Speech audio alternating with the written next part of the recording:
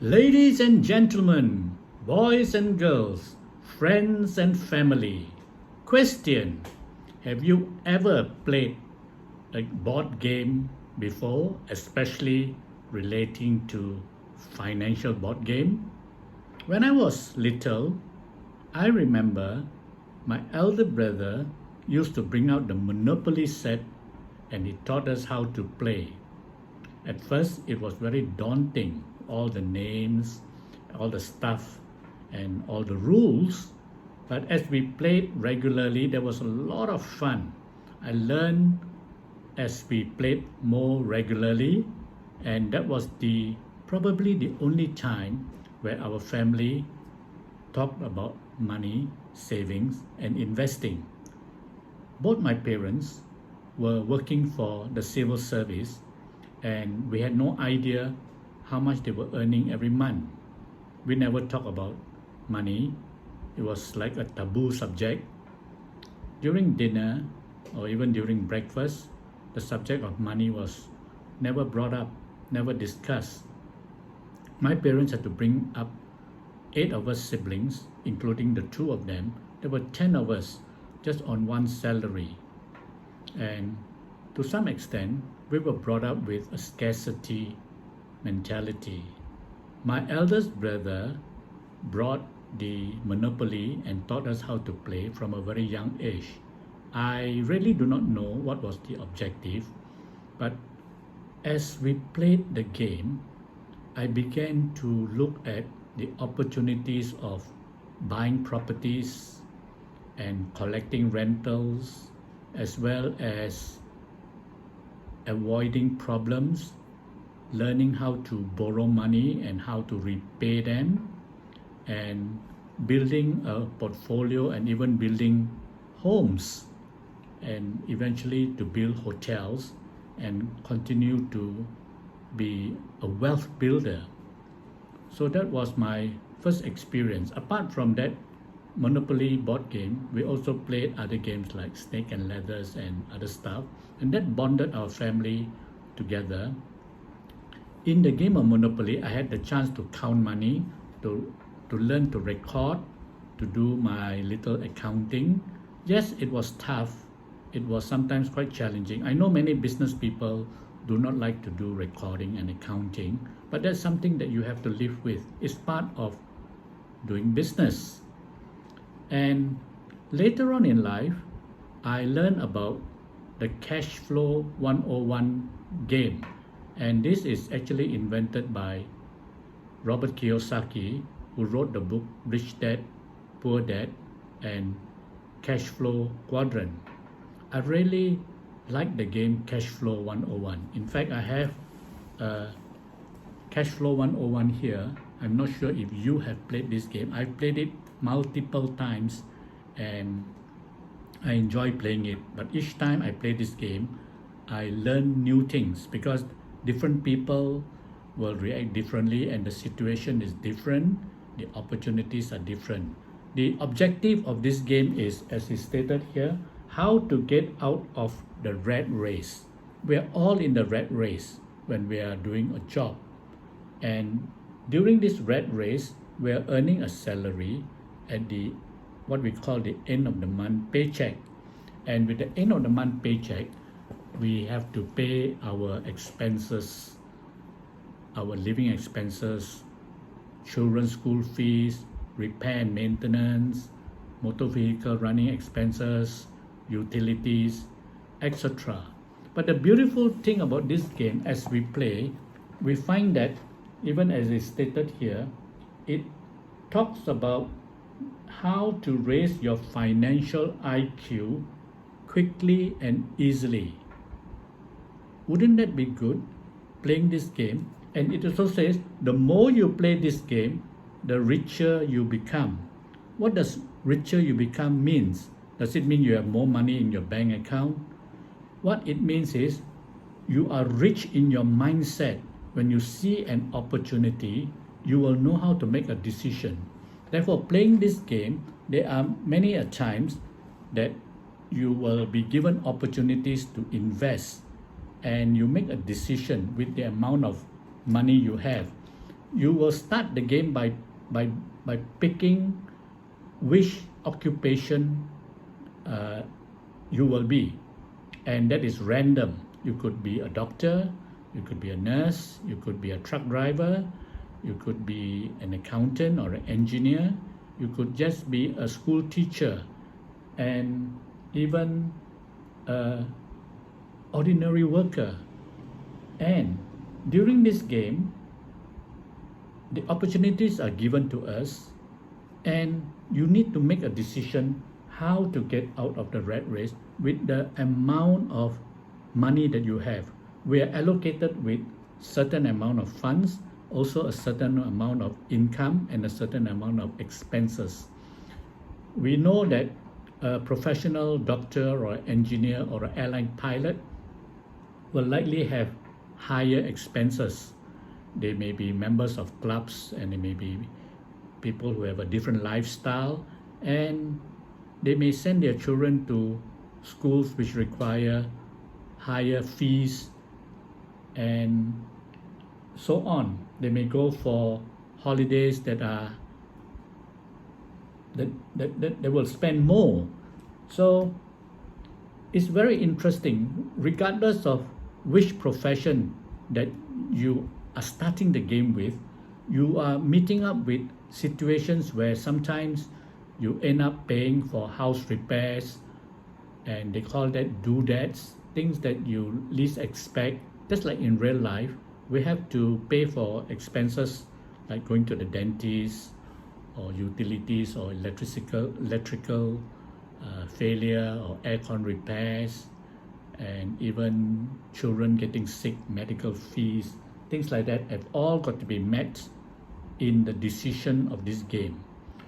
Getting out of the rat race is something. Now what he says here, you will also know and learn what the rich teach their kids about money. What do you teach your kids about money? When I was growing up, my parents taught me to save money, put it into a coin box, and I just followed. And they also taught me to, or they brought me to the bank and opened a savings account, and periodically I put in my money into the bank. But that was just a habit and a discipline. So the rich people, meaning not only rich in monetary terms, but in thinking. They are the rich people, middle class people, and the poor. Poor means thinking with a lot of scarcity mentality.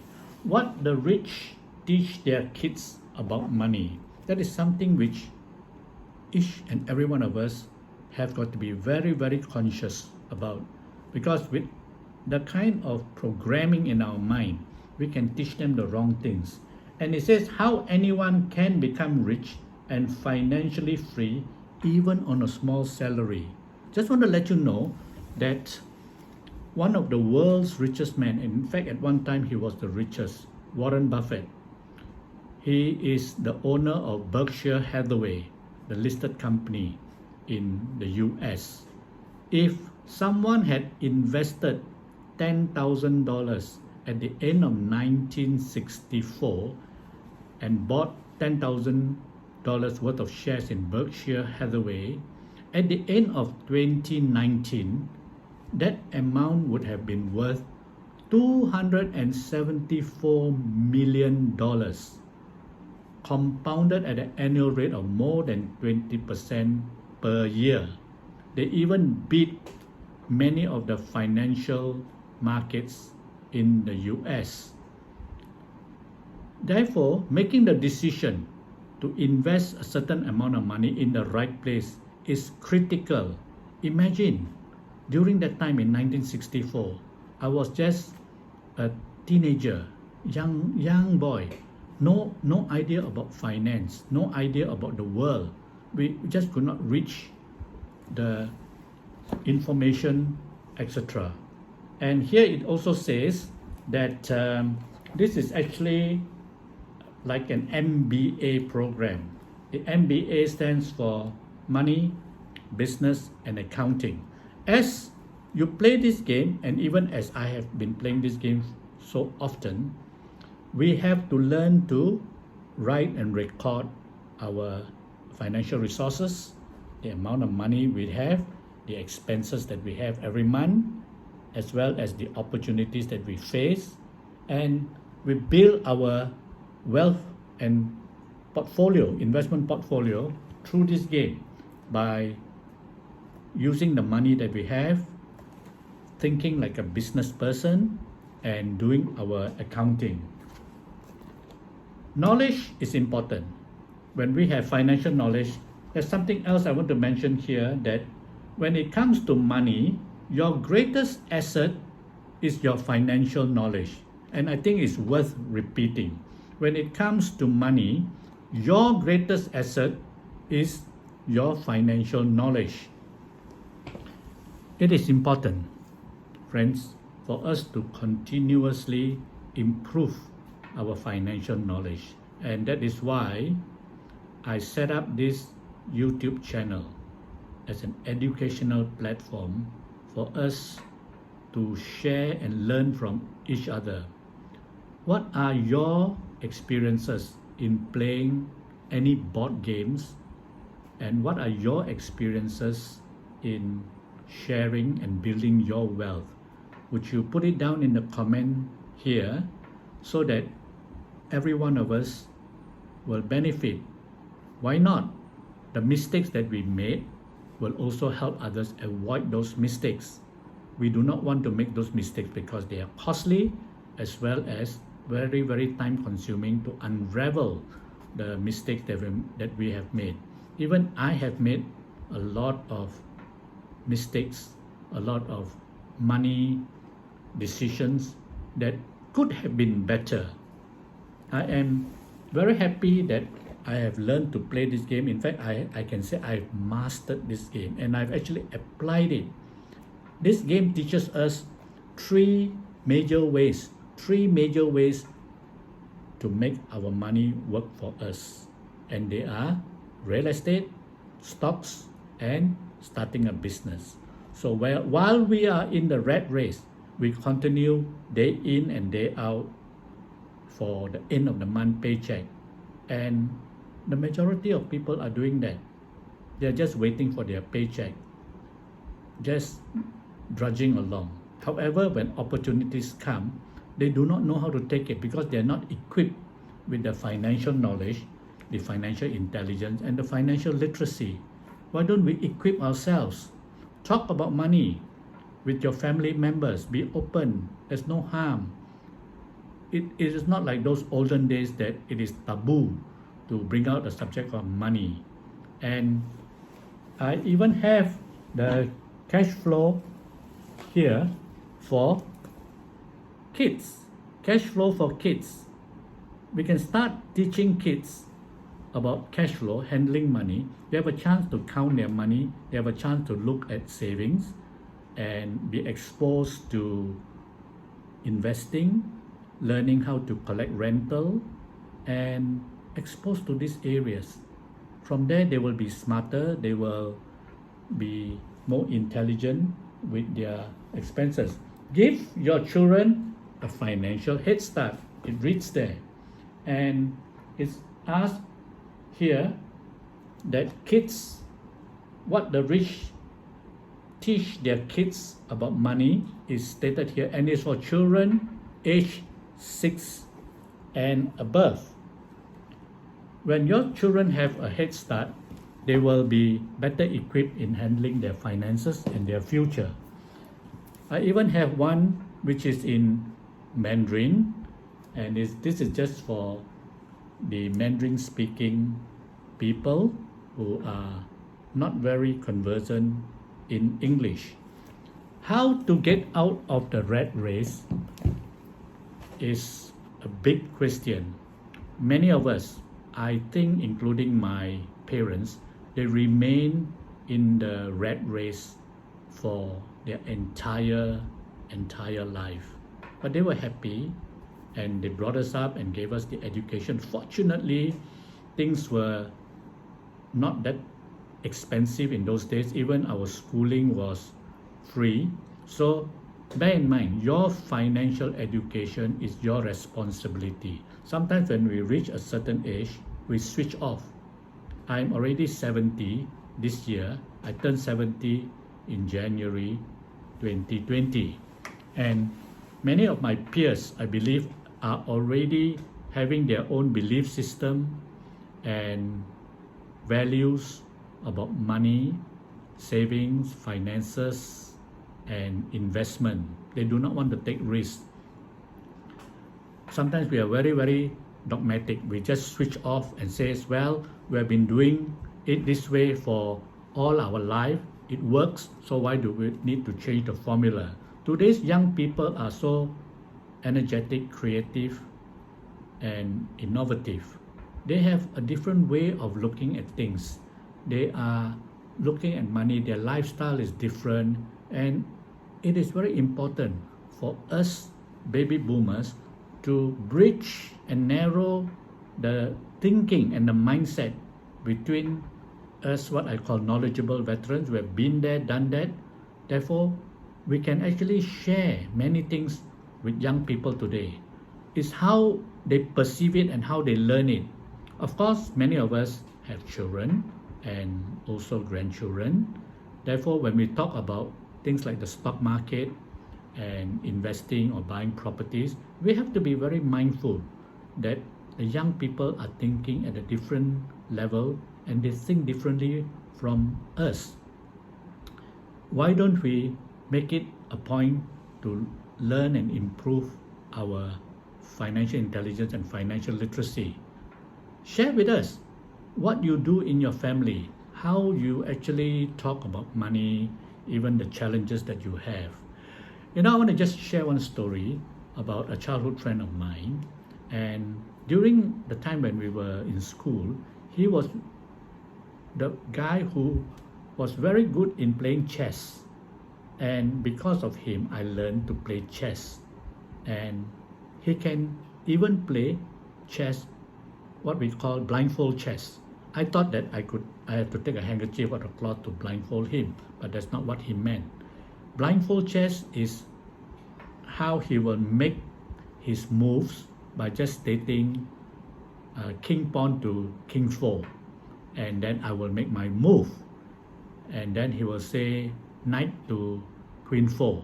He will just mention the steps without looking at the board, and I will have to play by looking at the board because I cannot play blindfold chess, and he will beat me. So what did I learn about chess from this childhood friend of mine is that the opening gambit is very, very important. The middle game is also critical, and the end game objective is to capture the king of your opponent. That is the name of the game. That's how you win. By learning chess from a very young age, I began to strategize about my opening gambit in any projects or investments that I go into, and I begin to think of the middle game and the end game objective. What is it? Begin with the end in mind that I want. Why do I mention this thing about chess?